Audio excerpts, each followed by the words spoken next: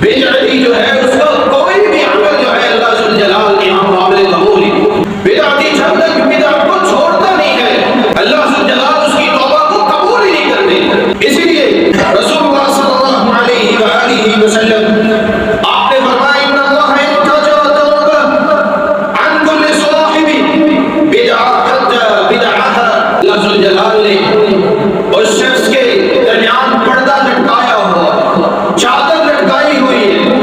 عن کل صاحب بدعہ، جو بدعتی انسان ہوتا ہے رسول اللہ صلی اللہ علیہ وآلہ وسلم نے اس کو دیکھنا بھی پسند نہیں کیا. جو بدعتی ہوتا ہے اس کا اصل مقصد یہ ہوتا ہے اور وہ یہ کہنا چاہتا ہے کہ رسول اللہ صلی اللہ علیہ وآلہ وسلم آپ نے دین کو مکمل نہیں کیا، وہ اپنی بدعت کو ڈال کے دین کو مکمل کرنا چاہتا ہے. رسول اللہ صلی اللہ علیہ وآلہ وسلم جس کو اللہ ذو الجلال نے کامل اور اکمل بنایا، اور وہ یہودی حضرت عمر رضی اللہ تعالی عنہ ان کے پاس آتے کہتے ہیں اے عمر، تمہارے اوپر جو اللہ ذو الجلال نے آیتیں نازل کی ہیں، اگر ہمارے اوپر وہ آیات نازل ہوتی تو ہم اس دن عید مناتے.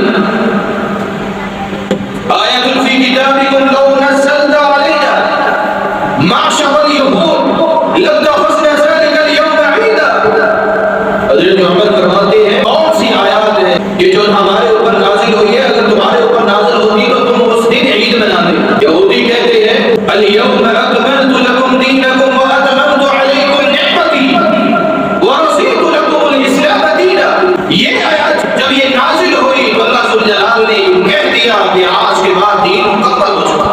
اور جو کوئی شخص یہ کہتا ہے اپنی رائے دین کے اندر ڈالتا ہے اور کہتا ہے نعوذ باللہ کہ اللہ کے رسول بھول گئے تھے، میں اپنی اس دلیل کو پیش کرتا ہوں، تو یہ سب سے بڑی گمراہی ہے انسان کی کہ اپنی رائے جو ہے دین میں ڈالتا ہے اور کہتا ہے دین مکمل ہوا. جب تک انسان اس بدعت کو چھوڑ نہیں دیتا اللہ ذو الجلال اس کی توبہ کو قبول ہی نہیں کرتا. اور عائشہ رضی اللہ تعالی فرماتی ہے جو شخص یہ کہہ دیتا ہے فَهُوَ مِنْ أَفْرَ الْفِرْيَةِ کہ اللہ کے رسول نبی کریم صلی اللہ علیہ وآلہ وسلم آپ یہ بھول گئے تھے، یہ بات آپ نے نہیں بتائی. اس سے بڑا بدعتی انسان اور کوئی نہیں ہو سکتا، اس سے بڑا جھوٹا انسان اور کوئی نہیں ہو سکتا جو اپنی رائے کو دین کے اندر داخل کرے. رسول اللہ صلی اللہ علیہ وسلم آپ نے فرما دیا کہ لوگوں یہ کام کر لو، اللہ ذو الجلال کی طرف یہ راہ جاتی ہے، انسان کہے اس راستے میں یہ کرو وہ کرو، اپنی رائے کو ڈال دیتا ہے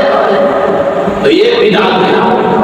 جو رسول اللہ صلی اللہ علیہ وسلم نے کہہ دیا ہے کہ یہ بات ہے، یہ دین ہے، نہ اس سے کوئی آگے جا سکتا ہے اور نہ ہی اس کو کوئی کم کر سکتا ہے. جو بڑھتا ہے کم کرتا ہے یہ بدعتی انسان ہے. اور اسی لیے رسول اللہ صلی اللہ علیہ وآلہ وسلم آپ نے فرمایا من عمل عملا لیس علیہ امرنا فهو رد. اے مردو، وہ عمل جو سنت کے مطابق نہیں ہے وہ عمل اللہ ذو الجلال کے ہاں قابل قبول نہیں، وہ مردود ہے. جو بات حدیث میں نہیں آئی، قرآن نے نہیں کہا، اور ہم اپنی ہی بات اس میں ڈال کے کہہ دیں کہ یہ میں بات کر رہا ہوں تو فلاں حدیث کی مشابہت کر کے میں اپنی رائے سے بات کی، تو یہ بدعت ہوگا. اس سے بچنا چاہیے.